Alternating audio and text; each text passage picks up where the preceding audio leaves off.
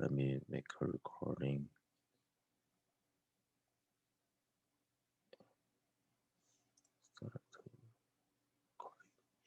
Okay, so you can see my screen, right? So today I'm going to, yesterday, Professor Chen gave us some introduction about R visualization, and last week we did some R basic introduction about basic programming. I know there are some students from different projects, from different programs like FPS and summer research program. SRP just joined this this workshop in this week. So basically, we did some uh, background background introduction in the last week. And if you're interested in checking the materials we used yesterday, so there's a GitHub link. I think Elmer already sent it to the students. So it's about the summer workshop of the. So here is the GitHub link. So this includes the kind of workshop syllabus as well as the kind of the materials we used for in the past, including some like the just you can download them or you can just here are some.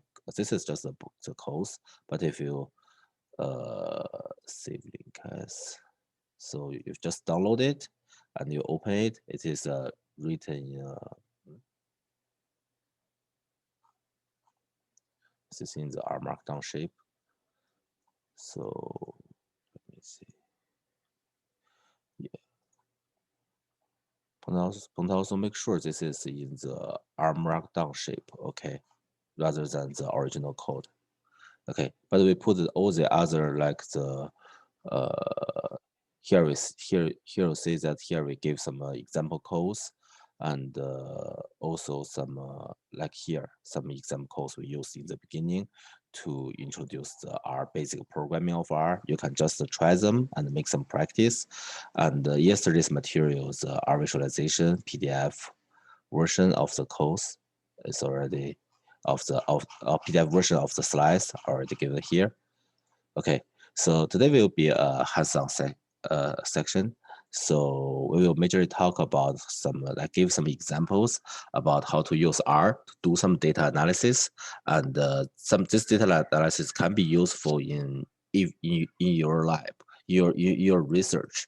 So like I kind of I raised this question last week. Still here for the new student, I still want to raise this question. So go back and just go if you want to attend this kind of lunch workshop more. So just go out and also ask your, if you're interested in our programming, in learning more, just be free to ask your professor, your advisor in the summer research internship, and just ask them if there is like any questions, kind of any problems, any data challenges in their lab. They think, okay, they can let you use R to solve, to help. This kind of you should you can just tell them you have this capability, you're learning this capability, and maybe they can give you some task to do this. Okay, to do like practice, like to use R to do some research. So today I'm going to talk about several concepts or several kind of statistical analysis concept. But the key point is like this. I also talk. Actually, I have told this to my students. So for the student for the student like a high school student at your current age, so it is totally fine that for some of the statistical analysis you don't understand the underlying mathematics. But the good thing is that statistical analysis sometimes is not about kind of like a mathematical derivation, which are really scaring and sometimes may demand a lot of knowledge accumulation. Statistics are more like we use some, definitely there are some, it's about more about mathematical modeling. So definitely there are a lot of some complicated underlying mathematical theories or formulas. So there, but the most important thing is about some intuition level things, about some intuitive things is about the kind of what kind of a property of the data the specific mathematical measure is trying to characterize and how to interpret the result. Okay, so for example, if I use, let's start from a definition of Pearson correlation. So I'm not sure if you have heard this, but when I check with my students, I think some of the students already know this, already have learned this in their in their course, or have at least know this in their course. So it's just about it's just a way to measure the dependency of two values, kind of two data vectors or two set of observations of the same length. Okay, and also this should be matched.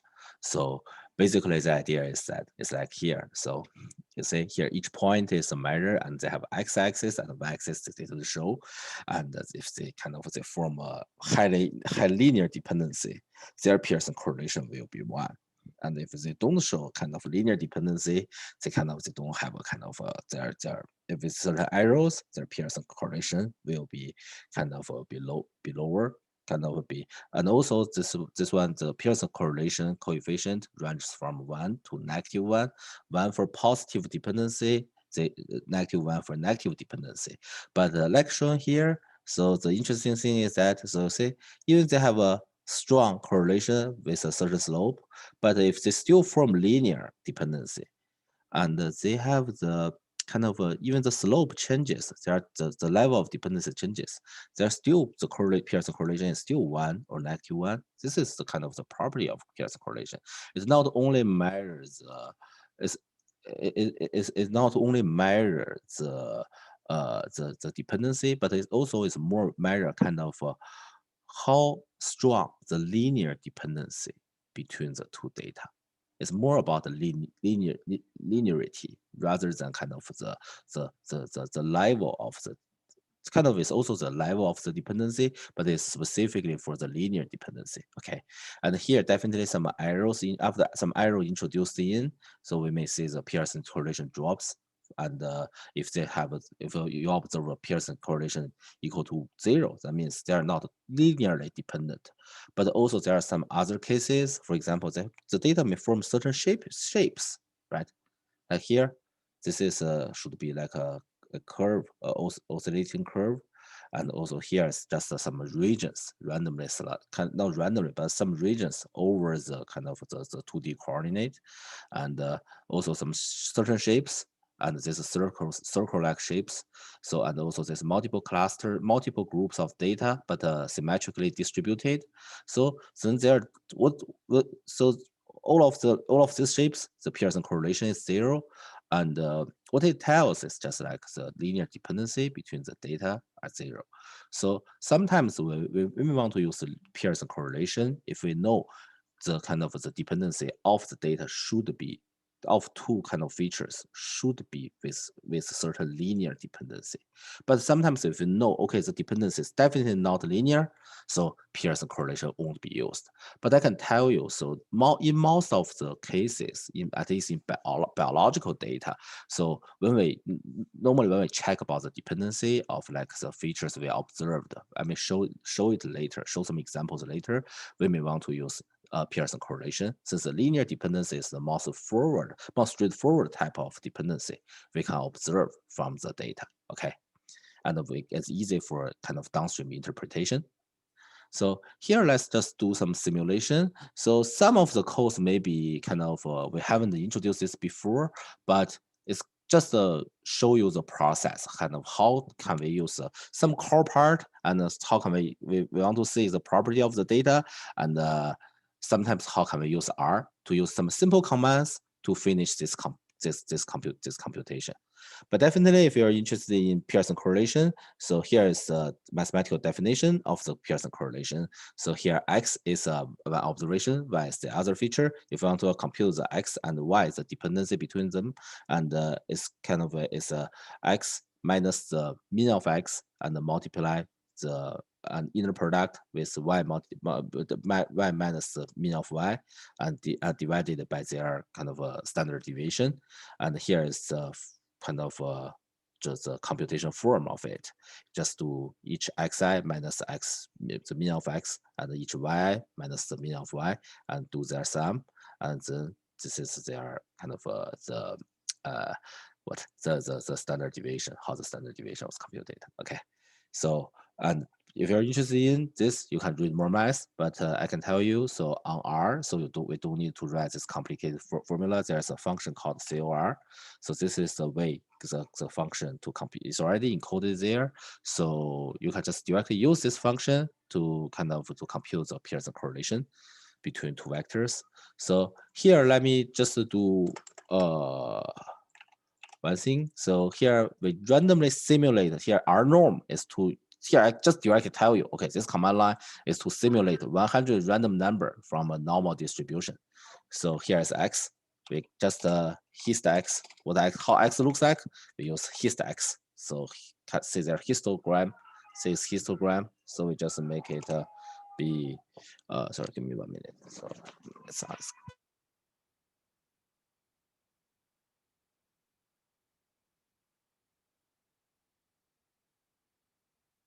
All right. Sorry. So here we just see the histogram of x. Like Lee introduced, I think Lee should introduce the histogram yesterday, or if not, he will introduce it tomorrow.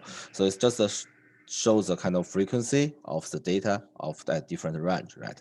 So this is a normal distribution. So if you have learned some probability, so you will definitely know this. What is normal distribution? It's a bell-shaped distribution, but if not, it's also okay. It's a common distribution we used to just to simulate the real world random number. Okay, and if we let y equal to x, that means y just equal to x, right?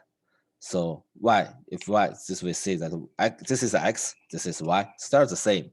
And if we do plot them, do plot x and y, so what will happen is oh, we see, oh, x and y are almost just definitely they are the same, right? If we get a scatter plot, we just show there. So this is 1x and 1y, they have same value, right?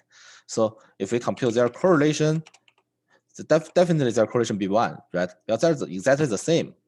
But if we can do the plot x plus 1 and the x is plus 1 and do their correlation, they're still 1, right? So because this is by the definition of correlation. So if you give certain shift of a value, their correlation will not be changed. So this is the straightforward, like their linear dependency doesn't change if you shift one value, right? And also you can shift both x and y, definitely. But also we can do another thing is we let y equal to x, add another arrow. It's another random number, okay? For example, here we write a relatively smaller number, so we let y equal to this one. So we plot x and y. What will happen is, oh, they are with certain arrows, right? They are with certain arrows of y is introduced because y equal to x at a certain arrow. So this is a kind of a just general way to do some data. Just as fake data, random data, doesn't have no kind of context meaning, no real world meaning. I just show you. So, okay, the only meaning is that we know x equal to y plus a certain arrow. And this arrow is simulated from a normal distribution and with mean equal to 0 and with mean equal to 0 and standard deviation equal to 0.5. So we just write it in a more rigorous way, and the same thing, similar result. Because each time we change the random simulation, we change the random arrow, so they will get the similar shape, but the random arrow was changed. Okay, and the correlation, you see that it's still at around the same range, right? And then if we how about do it this way? So we see that if we add more arrows, the result will kind of the correlation will become will add more randomness, right? So to fully, for example, if you want to introduce this to your classmate, so or to want to make a kind of a small report about that, about like, oh, how correlation changes between if we add more arrows to y. So kind of write y equal to x plus an arrow. If we add, how about if we add more randomness of the arrow? What will change? So we use this function. So this is what I have written. So you can see that here, this is the first one, second one, third one. You see that from this 12 figures. So this is the difference is that, so we have, so first we have the same x and y equal to x add an arrow, and the arrow's standard deviation, the randomness increased from 0 to 1.1. And their correlation changes from 1 to 0.99, 0.98, and decrease to 0.68. Okay, you see that?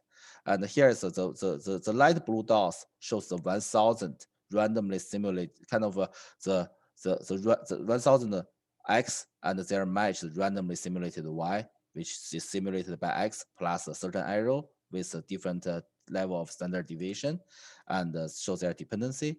And this red line, red dash line, it shows that actually they are the linear fitting of the dependency of these two data of x and y. I will talk briefly about the linear fitting later, but you can see the key part is that this code, I offer this code and for student to also know some power of the programming is about the for loop. The for loop, you will see this in the Python lecture later, but the for loop means the power of computer is what it can help you to do a lot of duplicated things, right?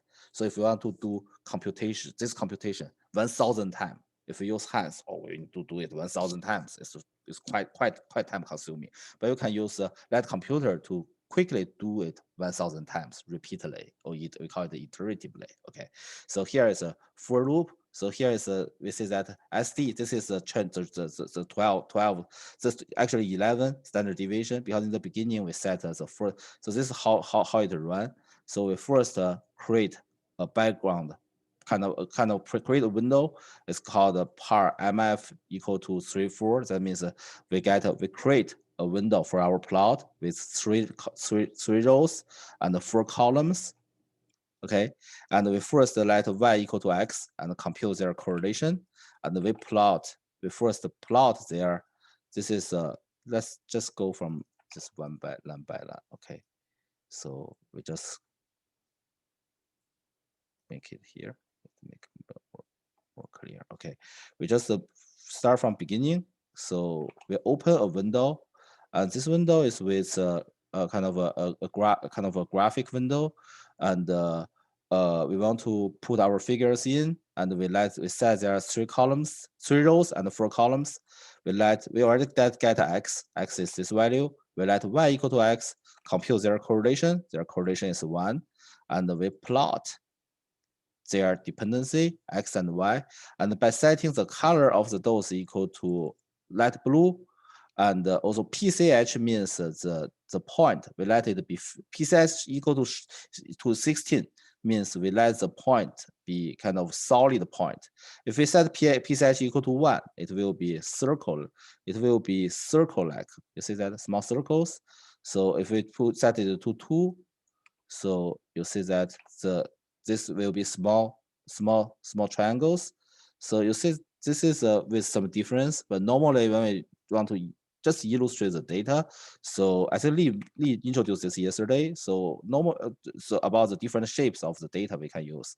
But normally when we use it, I prefer to use PCH equal to 16, and the color light blue is kind of relatively not so not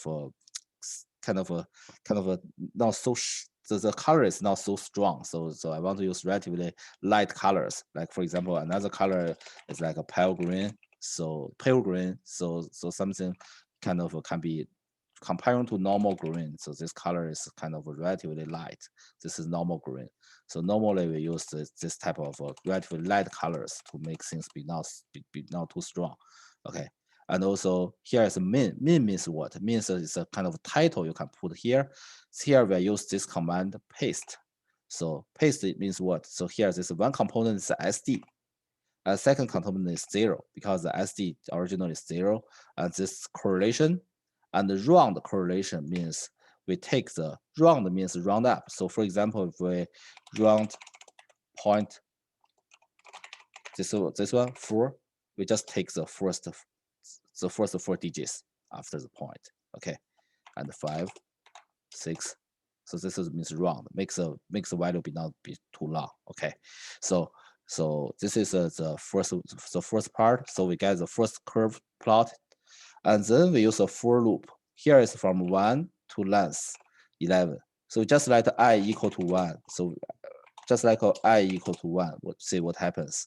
We let y equal to this, x plus a normal distribution plus an arrow with the standard deviation 0.1, and we compute their correlation is 0.99, and we still plot x1, xy with the PCH with the same color with the same. But here the only difference is that with using this command, we can put SD and the current SDI and the COR as correlation, and the current computed correlation, we can just paste them into what? Into a sentence, small sentence, right?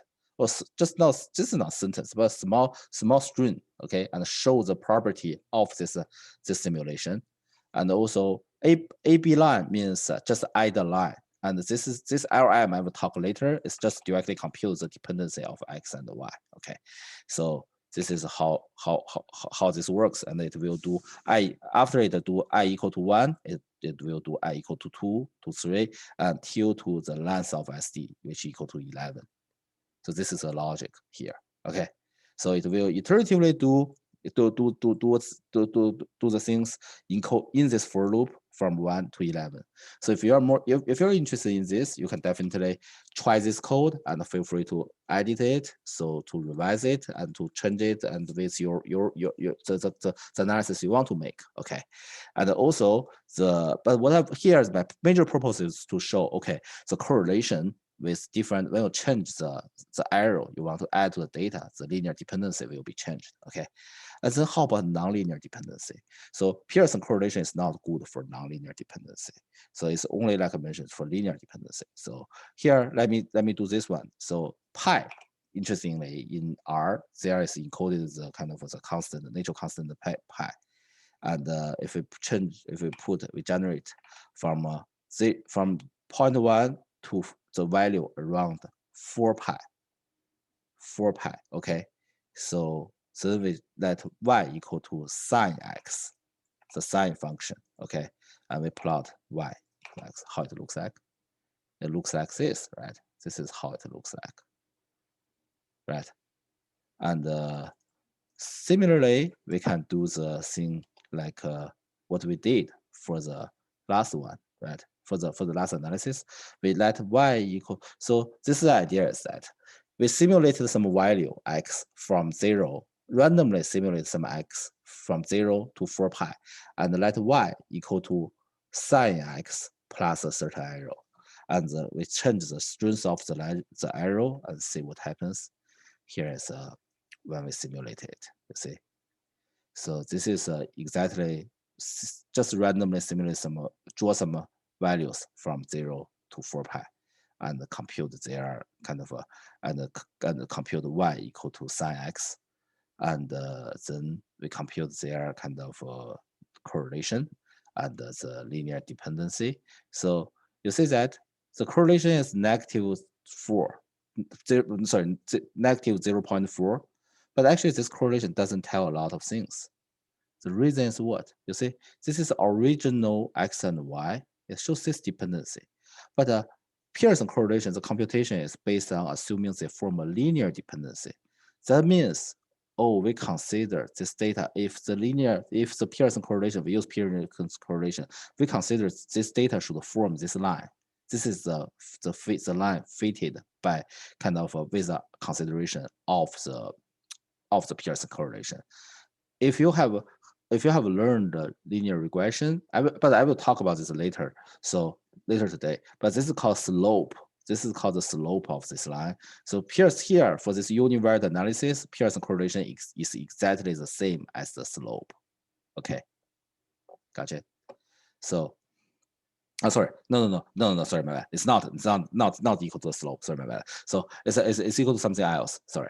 So but here Pearson correlation is just to show you kind of sorry. So never mind. It's not equal to the slope. So here Pearson correlation just to show the kind of how the strength. So first it shows the linear dependency, but the problem is that here the Pearson correlation. That's the higher kind of the problem is that even if we see a negative correlation, but it doesn't mean the data is truly kind of be or kind of can be fully characterized by this linear dependency.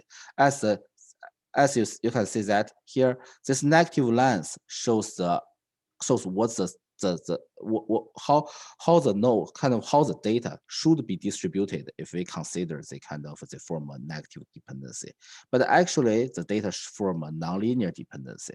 So the reason I illustrate this example is that it's about sometimes when the data doesn't follow the linear assumption, if we use Pearson correlation, we can still get some result, get the correlation. But the problem is that this can be wrongly interpreted, right? Or you can miss important information in the data. So the most a safe way is you visualize the data. Since Pearson correlation, this correlation coefficient just measures the dependency between two values. You can always use scatter plot to visualize the data and check the dependency of the data, right? And you can tell whether the data really looks like linear or nonlinear. If you tell, oh, this looks like okay, no significant nonlinear dependency, then you can just safe to use the Pearson correlation to tell their dependency. Okay, but if you see the data is with certain nonlinear form, which means certain shapes, or even like a circle shape, so you can just maybe Pearson correlation doesn't tell a lot of things, but at least there should be some dependency of the data, right? You may need some other approaches. Okay. Similarly, a more extreme case is we still simulated X from 1 to just from 1 to 4 pi, and y equal to cosine X. And how the cosine X looks like, so here, it's in this shape, right? Actually, this if you simulate more, it will be get more cycles there, so get more oscillating function, right? But it's with certain cycles, right? If we do the same thing, we do add arrows to each of the to y. You can see we can still have the shape, but almost every time the correlation is equal to about 0. So that means there's almost no Pearson correlation no linear dependency between these two values, right? Between X and Y. But actually there should be some dependency, especially like this. Even they don't have linear dependency, but they have some nonlinear dependency. That means, so first, Pearson correlation first can characterize definitely the dependency between two, definitely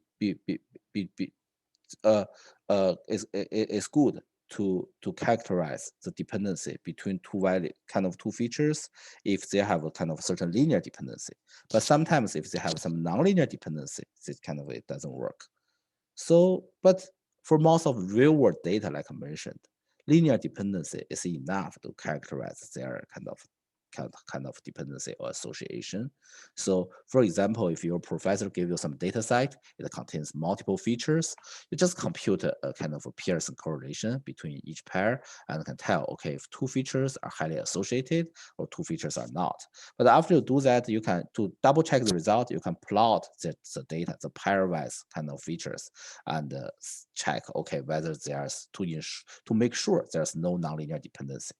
Okay, so in the following, I will give you a real data example. So to illustrate more about the Pearson correlation, like some real data, like some basic visualization of the data we can use. So to to engage into some research to make the product can be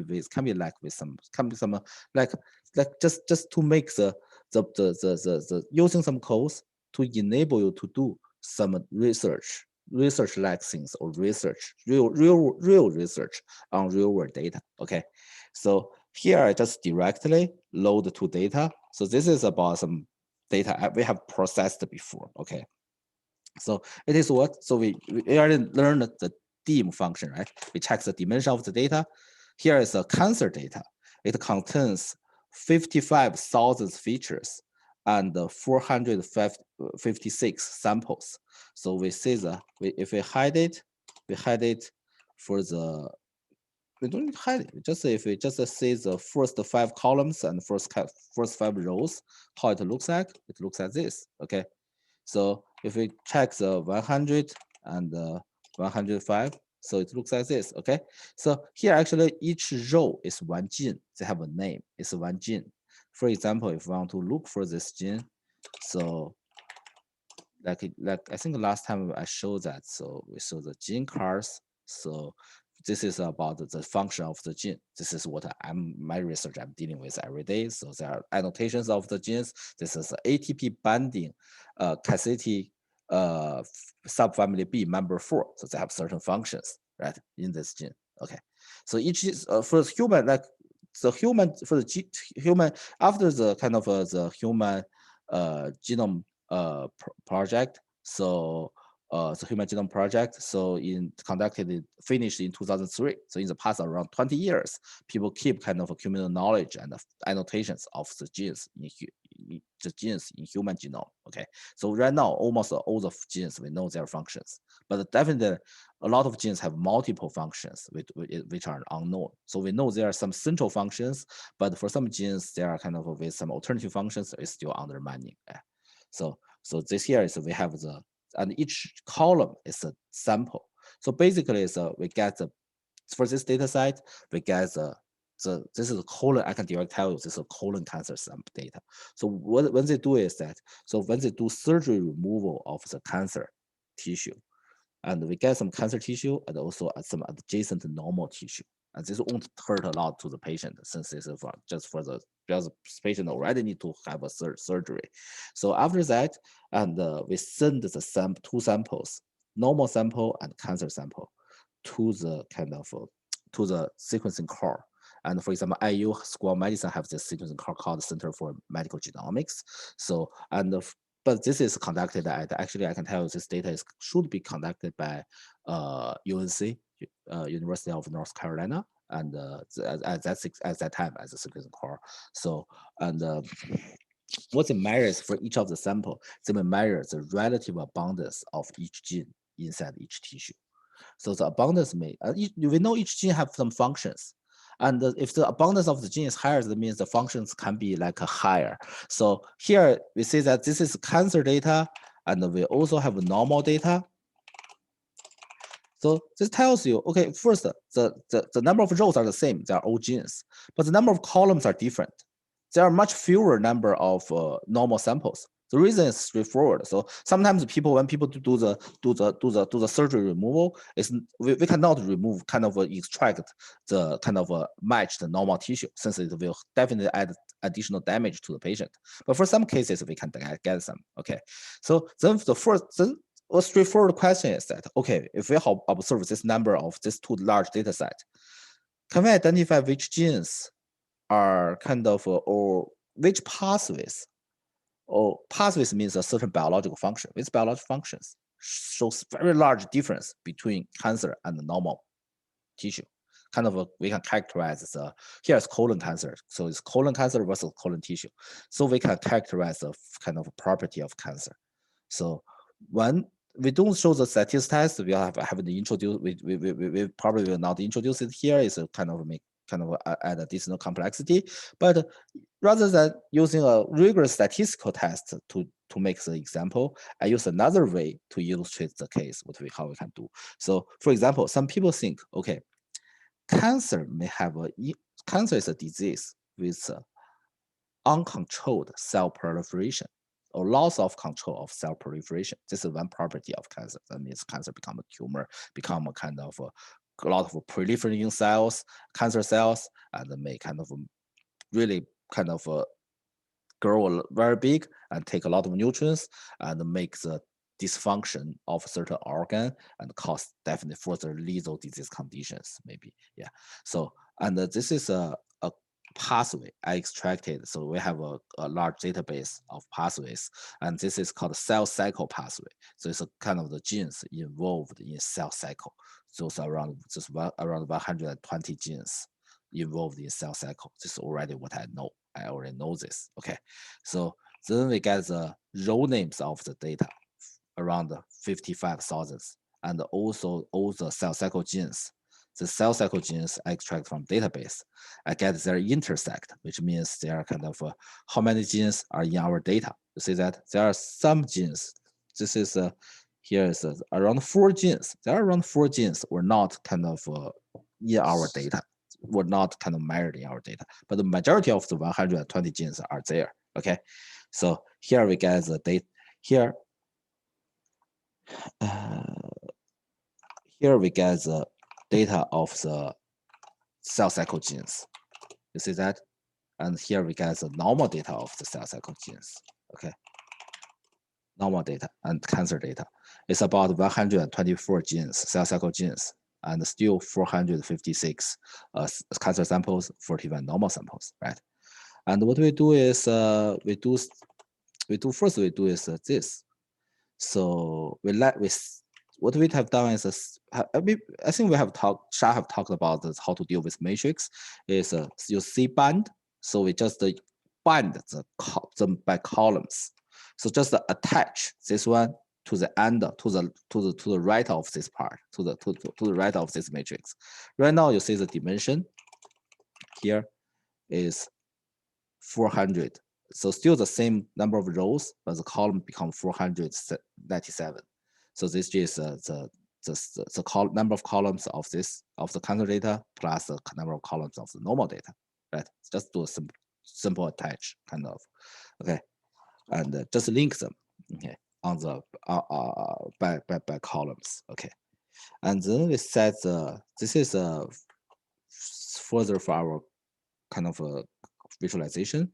So, but here is we change their name, which make a temporary name as a cancer, just label who are cancer, who are normal. We just replace this with their original sample ID because we just want to show some property of cancer and normal, okay? And we let their column names be replaced by this, be cancer and normal. So what we can do is we use I think Lim probably will introduce this later tomorrow, but I will first do it here. It's just to illustrate it. Use as example, we put a heat map. Okay, we put a heat map. And for this heat map, we want to plot what? We want to plot the kind of the distribution of the gene expression of the cell cycle genes in the cancer and the normal data. You see here? Here is what we can do. Okay. So here, each row is one gene, each column is a sample. Okay. So blue means higher, red means lower. Okay. So we see that here. So you can also see it from the rows. Here, even I did it, maybe I can enlarge it a little bit. So this is how after it's enlarged. So you see that here, cancer ID, N are normals, N are all normals. But if we put it larger, put a larger one. So you see, so but keep in mind one thing is there are a lot of this is a kind of this visualization was kind of optimized. So it just show some representative IDs. But more importantly is that there are far more number of cancer samples than it has been listed with a name here. Here, the number of columns is around 500 columns, right? It's 497 columns. But here, the number of N and cancer shows normal and cancer shows here is very kind of is far less than this number. The reason is actually the program want to make it clear, so it shows smaller number. Otherwise, the value the number will be kind of highly overlapped. So if we can change the size of it, you may say, oh, more number will be pop out. But still we don't do it. We just to make it clear, we just show it here. And how to label it, you can see is I set a column side color bar. So each purple is a cancer patient, it's cancer sample. Each yellow is a normal. It's just a normal sample. Okay. And also here in this one, each point, each small point, this is a matrix. Each small point with a fixed color, for example, here with a red color, some part here with a blue color. It just shows the value of the observed data. And blue means higher value, red means lower value. So the first trend is that we can see, okay, here the samples form two major groups. One is this part, one is this part, right? You can, this is what we can tell. Definitely there are some subgroups, but there are four major groups. You see here. This is a one small group of red, more red, and here is more blue, right? This is four major groups, two major groups. And the first it tells that, and the second is we see all normal patients, all normal samples are in this group, right? All normal samples in this group are always dark red, not dark, but very significant red here. But the cancer, a lot of them are with blue values here. So what it tells is, first is, for most of these genes, or a lot of these genes, cancer tissue cancer tissues have higher expression or higher value. We call it expression value. Actually, it's just the observed value. Have higher observed value than normal, right? Than normal, because this is from this heat map we can see. So because all normal are just blue, low values, small kind of lower values, and cancer have no, all normal are red, have lower corresponding to lower values, and cancer are blue corresponding to higher values.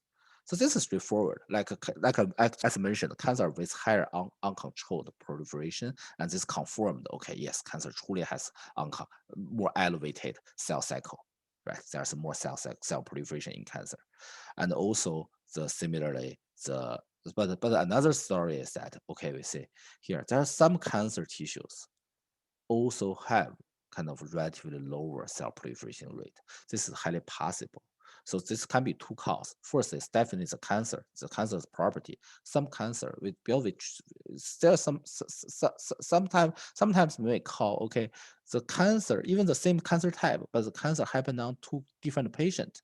Or for example, all colon cancer, they can be different disease. The disease property can be very different. Some can have some drug resistance mechanism. Some may be kind of be very responsive to certain drug. So they have different property due to the cancer is a very complicated disease. But here you can see from here, not all cancer even for the cell cycle, they should, by my understanding, they should have a kind of they should have kind of same the kind of they should have elevated or increased cell cycle, but we can still see some cancer tissues are not with so elevated cell proliferation. They are similar to the normal sample. So this is just a kind of by their specific property of the cancer. But at least from this, what we can tell is majority of the cancer are with more increased cell cycle, right? So this is the kind of we can use heat map to show the trend, kind of to show just to show the trend of a matrix, right? So if you have matrix in your research, you want to show kind of the property of the data, and you can use this one. And how to edit is this is called using gplot package, and just use heat map to function, and here column equal the color. We set the color purple equal to the length of the length of the column of the cancer data, the number of sample size of the cancer data, and yellow set yellow as the number of samples in the normal data. So put it here. So it just looks like a lot of purple, some yellow, relatively smaller number of yellow, and so, and also this is the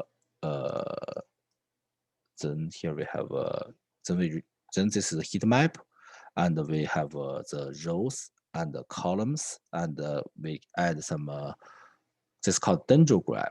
The dendrogram means what? It will cluster the samples based on their similarity. So if we don't use it, we just use equal to f. What will happen is you will say, oh, this is all cancer data. This is all normal data. It's just by their original rows, and the genes is also by their original orders, and the genes are also the row-wise features are also ordered by their original features. But it's not, sometimes it's not so good. We can see the overall trend, since the overall trend is so different, and so what we will do is, what we can see is the overall trend is there, but the difference is, but still we can see there are some very red columns, and when we do when we set the enable this dendrogram, this cluster of row-wise and column-wise cluster, we can see these columns are clustered here. Okay. This is called heat map, and on the heat map, on the order of the heat map, we did one analysis actually called hierarchical clustering. So today we already introduced the correlation and the linear dependency, and then heat map, and then we have a few minutes to talk. The last component is hierarchical clustering. So it is what is I may give you. I found one very good introduction. If you are interested in this, you can definitely read more. So what is hierarchical clustering? So I may put it in chat. So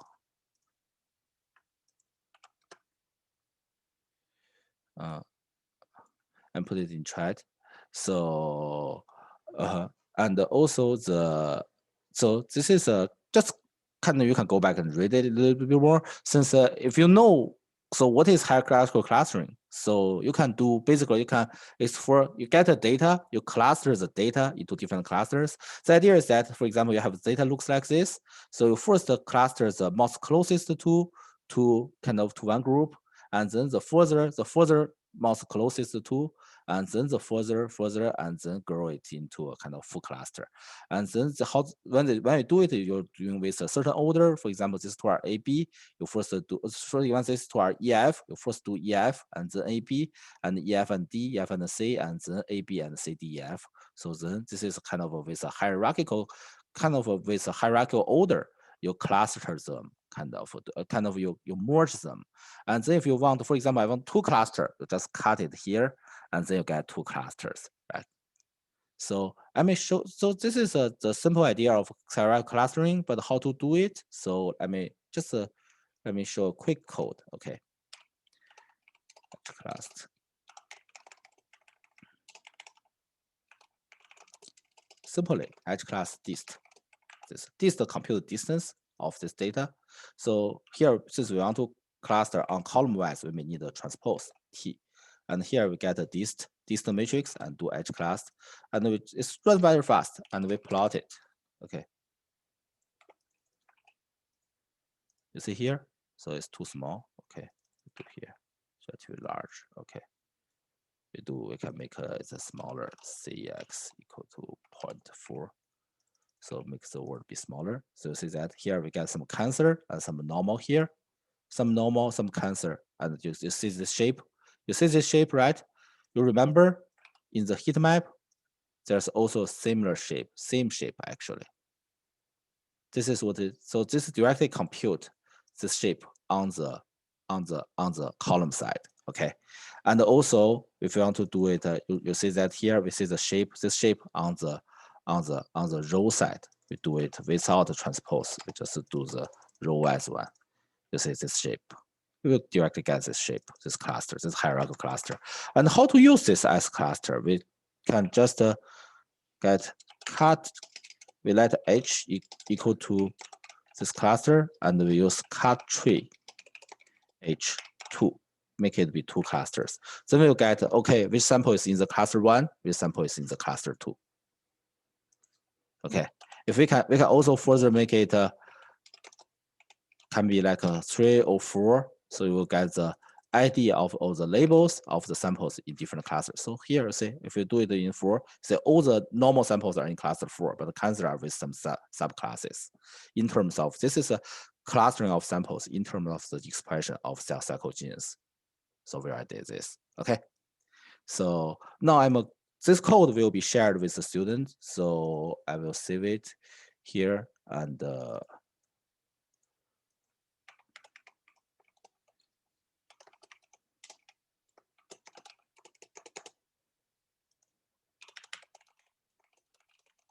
so we'll share this code later, and then I will answer the questions. Okay.